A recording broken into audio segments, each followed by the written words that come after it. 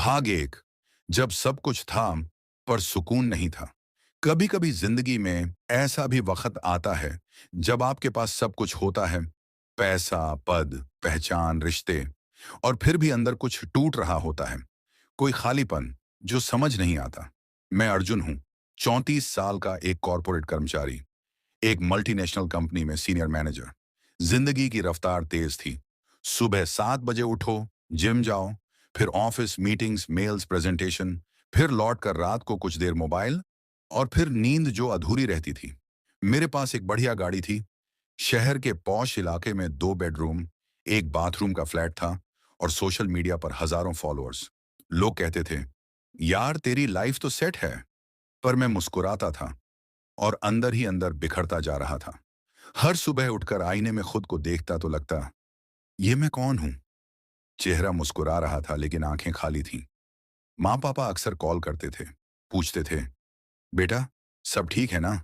और मैं कहता, हाँ सब बढ़िया है। लेकिन सच तो ये था कि मैं खुद नहीं जानता था कि मेरे अंदर क्या चल रहा है। एक शाम ऑफिस से लौटते वक्त गाड़ी रोककर मैंने खुद से एक सवाल पूछा, आखिर मुझे चाहिए क्या? इतना सब पाने के बाद भी मैं इतना असंतुष्ट क्यों हूं? वहीं बैठे बैठे मोबाइल निकाला और गूगल पर टाइप किया, how to find peace in life. हजारों नतीजे आए। किसी ने कहा ध्यान करो, किसी ने कहा थेरेपी लो, किसी ने कहा पहाड़ों में चले जाओ। मैंने कई वीडियो देखे, कुछ किताबें भी पढ़ी, पर कुछ भी अंदर तक नहीं पहुंचा। रात को घर लौटा तो अकेलापन और गहराता गया। फ्रिज से खाना निकाला, माइक्रोवेव में गर्म किया और टीवी ऑन कर लिया, लेकिन मन वहां भी नहीं था। हर चीज कृत्रिम लग रही थी। मुस्कान नकली, बातचीत दिखावटी, और रिश्ते जैसे सिर्फ सोशल मीडिया पर जिंदा थे। मैंने सब कुछ बंद किया, लाइट्स ऑफ की, और अंधेरे में बिस्तर पर लेट गया। कई घंटे करवटें बदलने के बाद थक कर मेरी आंख लग गई, और फिर कुछ ऐसा हुआ जो मेरी पूरी जिंदगी बदल देने वाला था। एक सपना, या कुछ और। मैंने खुद को एक घने जंगल में पाया।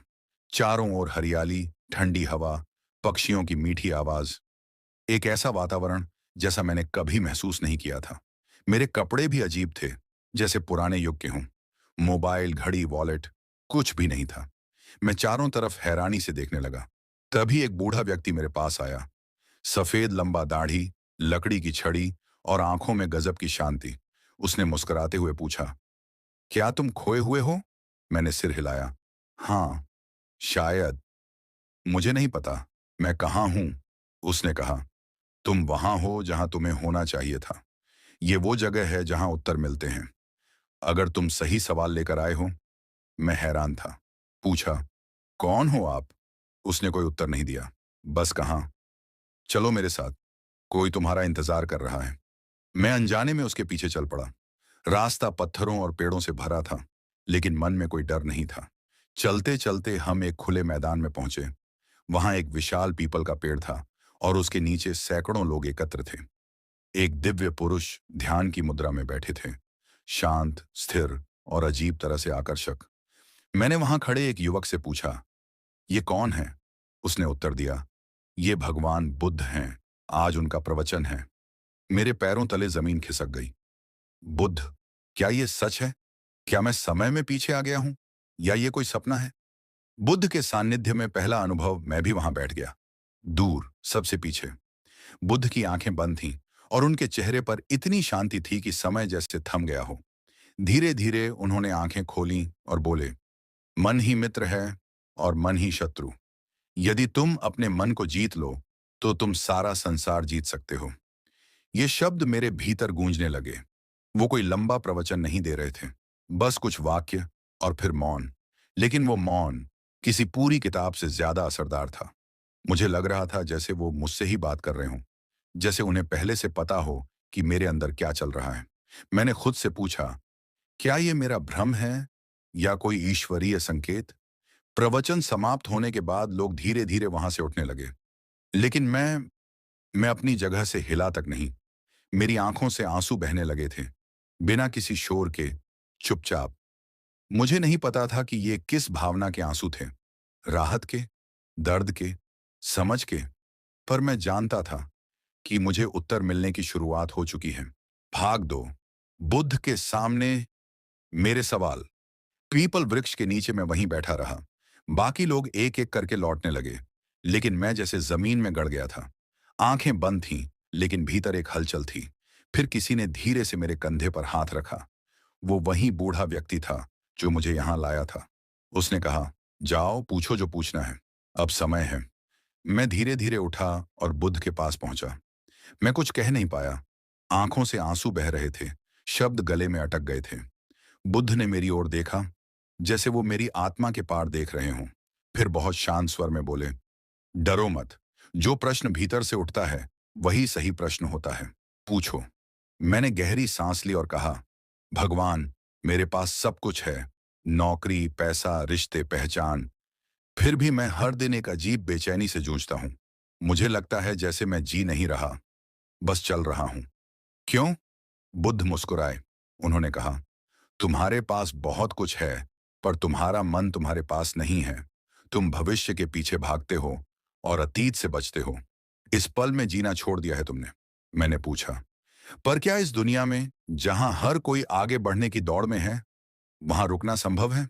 बुद्ध बोले, रुकना का अर्थ पीछे हटना नहीं है। रुकना का अर्थ है ठहर कर देखना कि तुम किस दिशा में जा रहे हो। अगर रास्ता ही गलत हो तो दौड़ने का क्या फायदा? उनके शब्द दिल के अंदर तक उतरते गए। मैंने कहा, मैं ध्यान करने की कोशिश करता हूं, लेकिन मेरा मन हमेशा भटकता है। क्या मैं ध्यान नहीं कर सकता? बुद्ध ने मुस्कुराकर उत्तर दिया, मन का भटकना स्वाभाविक है। ध्यान को युद्ध नहीं है जिसे जीतना है। ध्यान तो प्रेम है, मन के साथ बैठने का अभ्यास। जैसे कोई बच्चा रो रहा हो और तुम उसके पास चुपचाप बैठ जाओ, वो धीरे धीरे शांत हो जाता है। वैसे ही मन को भी तुम्हारी उपस्थिति चाहिए, बिना गुस्से के, बिना अपेक्षा के। मैं स्तब्ध था। मैंने फिर पूछा, पर दुख क्यों होता है? जब मैंने किसी का बुरा नहीं किया, फिर भी मैं अंदर से इतना टूटा क्यों महसूस करता हूं? बुद्ध बोले, दुख का कारण यह नहीं कि संसार में दुख है। दुख का कारण यह है कि तुम हर चीज को अपने हिसाब से होता हुआ देखना चाहते हो। जब संसार तुम्हारी उम्मीद से अलग चलता है, तब भीतर टकराव होता है और वहीं से दुख जन्म लेता है। मैंने कहा, तो क्या उम्मीद करना गलत है? बुद्ध शांत स्वर में बोले, उम्मीद गलत नहीं है, पर उससे चिपक जाना और परिणाम के अनुसार अपनी खुशी को तय करना, यही दुख का जड़ है। प्रयास करो, पर परिणाम को थामे मत रहो। जैसे किसान बीज बोता है, देखता है, पर जब फसल कितनी होगी, वो बादलों, मिट्टी और समय पर छोड़ देता है। मैं अवाक रह गया, जैसे मेरे भीतर सालों से जमी धूल इन शब्दों से साफ होने लगी थी। फिर मैंने एक और सवाल पूछा, भगवान, मैं खुद से कट गया हूं। मुझे नहीं पता कि मैं कौन हूं। कभी ऑफिस में, कभी सोशल मीडिया पर, कभी रिश्तों में। हर जगह मैं कुछ और बनने की कोशिश कर रहा हूं। असल मैं कहाँ खो गया? बुद्ध ने मेरी आंखों में देखकर कहा, जब तुम दुनिया को दिखाने के लिए जीने लगते हो, तो असली स्व छुप जाता है। तुमने अपने असली स्वरूप पर नकाब पहन लिए हैं। अच्छा कर्मचारी, अच्छा बेटा, अच्छा दोस्त, इनमें से कोई भी तुम नहीं हो। तुम वो हो जो इस सब के पीछे मौन में मौजूद है। वो मौन जो जब तुम अकेले होते हो और मन शांत होता है, तो तुम्हें महसूस होता है, बस वही तुम हो। मैं चुप था। पहली बार चुप रहना बोझ नहीं लग रहा था। फिर बुद्ध ने कहा, तुमने बहुत कुछ पाया है, अब खोना सीखो। नकाब, अपेक्षाएं, दिखावे, इन सब से खुद को मुक्त करो। जो बचता है वही तुम हो। उस क्षण लगा जैसे भीतर कुछ टूट गया और कुछ नया जन्म ले रहा है। मानो मैं फिर से जीना सीख रहा था। मौन जो बोलता है, बुद्ध कुछ नहीं बोले। वो चुप हो गए। लेकिन वो मौन, उस मौन में जैसे ब्रह्मांड की सारी बातें समाई हुई थीं। मैंने वहां बैठे बैठे आंखें बंद कर ली। अब ना कोई सवाल था, ना कोई जवाब, बस एक शांति जो शब्दों से परे थी। शायद पहली बार मैं सचमुच जिंदा महसूस कर रहा था। भाग 3, सच्चा उत्तर और मेरी वापसी। मैं अब भी बुद्ध के चरणों में बैठा था। मन शांत था, लेकिन भीतर एक हल्की सी हलचल अब भी बची हुई थी। एक सवाल जो शायद मेरे जीवन का सबसे गहरा सवाल था। मैंने अपनी आंखें खोली और कहा, भगवान, अगर भीतर शांति है, अगर सुख अंदर है, तो फिर बाहर की दुनिया इतनी जरूरी क्यों लगती है? क्यों हम अपने आप को काम, रिश्तों, सोशल मीडिया, दूसरों की राय से जोड़ लेते हैं? बुद्ध ने मेरी ओर देखा। उनकी दृष्टि स्थिर थी, जैसे समय वहीं रुक गया हो। फिर उन्होंने कहा, क्योंकि बाहर की दुनिया तेज है, वो तुरंत प्रतिक्रिया देती है। तुम किसी को हंसाओ, वो तारीफ करता है। तुम कुछ नया खरीदो, लोग वाहवाही देते हैं। तुम कामयाब बनो, लोग सम्मान देते हैं। ये सब तात्कालिक सुख है और मन को यही चाहिए, तुरंत। लेकिन अंदर की दुनिया धीरे बोलती है। उसके लिए मौन चाहिए, धैर्य चाहिए, और इस दौर में मौन से डर लगता है। मैंने धीरे से पूछा, तो क्या हमें सब कुछ छोड़ देना चाहिए? बुद्ध मुस्कुराए। उन्होंने कहा, नहीं, त्याग का अर्थ भागना नहीं होता। त्याग का अर्थ है जो तुम्हें बांध रहा है, उससे मुक्ति। तुम घर में रहकर भी मुक्त हो सकते हो और जंगल में रहकर भी बंधे हो सकते हो। यह सुनकर मेरा भीतर कांप गया। तो क्या मैं अपने जीवन में लौट सकता हूं और फिर भी भीतर शांत रह सकता हूं? बुद्ध ने सिर हिलाया। हाँ, जब तुम हर काम को पूरा ध्यान देकर करोगे, हर रिश्ते को स्वीकार और प्रेम से निभाओगे, हर क्षण को पूरा जियोगे, तब तुम बाहर रहकर भी भीतर रह पाओगे। मैंने कहा, पर जब दुख आए, असफलता मिले, तो क्या करें? बुद्ध बोले, दुख टालने की वस्तु नहीं, समझने की वस्तु है। दुख जीवन का अध्यापक है। वो बताता है कि तुम कहाँ चिपके हुए हो। जहां चिपकाव है, वहीं पीड़ा है। अगर तुम उसे देखकर मुस्कुरा सको, तो वह तुम्हारा गुरु बन जाएगा। उस पल मैं पूरी तरह निःशब्द हो गया। अंतिम उपदेश। बुद्ध ने मेरी ओर देखा और कहा, तुम्हारे प्रश्न समाप्त हो चुके हैं। अब तुम्हें लौटना चाहिए। पर ध्यान रखना, अब तुम वही अर्जुन नहीं हो जो यहां आया था।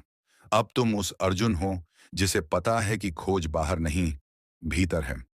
मैंने हाथ जोड़ ली, आंखें नम थीं। तभी वही बूढ़ा व्यक्ति जिसने मुझे यहां लाया था, पीछे से बोला, अब समय है लौटने का। वो मुझे उसी रास्ते से ले गया, और जैसे ही मैंने आखिरी बार मुड़कर बुद्ध को देखा, वो मेरी ओर देखकर मुस्कुराए। उनकी मुस्कान में एक शाश्वत मौन था, एक शाश्वत प्रेम, वापसी और पुनर्जन्म। अचानक मेरी आंख खुली। मैं अपने ही बिस्तर पर था, वही कमरा, वही अलार्म घड़ी, पर अब कुछ बदला हुआ था। कपड़े वही थे, पर मन नया था।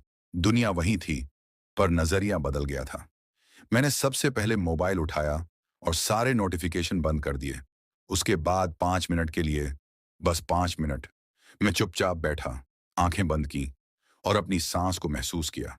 पहली बार मैं था, सिर्फ मैं। ना कोई लक्ष्य, ना कोई दिखावा, ना कोई योजना, बस अस्तित्व। अब हर दिन मैं यही करता हूँ, काम पर जाता हूँ, काम करता हूँ, लेकिन अब मैं भाग नहीं रहा। अब मैं ठहरा हूँ। माँ से बात करता हूँ और अब उनकी बातों में बचपन सुनाई देता है। दोस्तों से हंसता हूँ और अब उसमें सच्ची हंसी होती है। जब कोई पूछता है, तू इतना शांत कैसे है, तो मैं बस मुस्कुरा देता हूँ। अगर ज्यादा पूछे तो मैं कहता हूँ, कभी, बहुत पहले, मैं बुद्ध से मिल चुका हूँ। जिंदगी कभी कभी हमें वहां ले जाती है जहां हम खुद से मिलने लगते हैं। इस कहानी में कोई जादू नहीं था, बस एक यात्रा थी, अंदर की ओर। अगर आप भी भागते भागते थक गए हैं, तो एक दिन रुकिएगा। शायद कोई बुद्ध आपका इंतजार कर रहा हो।